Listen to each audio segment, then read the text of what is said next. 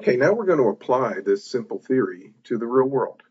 And to do that, we need to sort of imagine a richer environment. And by that, I mean, let's break away from thinking that there's only one kind of representative consumer out there and that in equilibrium there's no borrowing or lending. And to do that, we'll return to the previous picture that we had. This was the budget constraint of an individual who is expecting lower income in the future.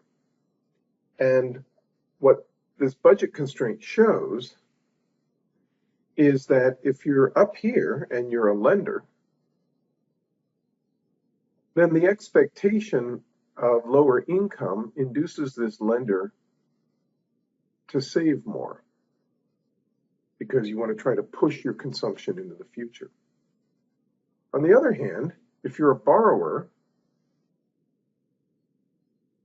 this expectation of lower income induces you to actually borrow less.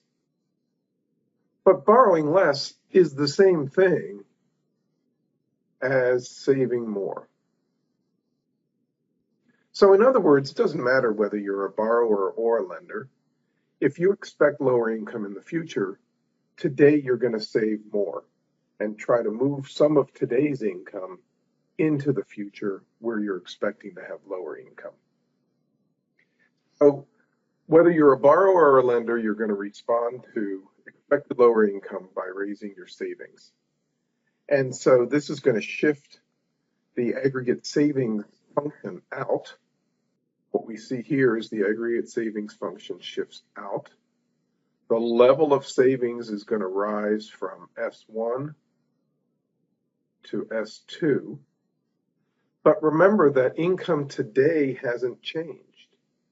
So that means that if you look at total savings over income, which is the savings rate, that goes up.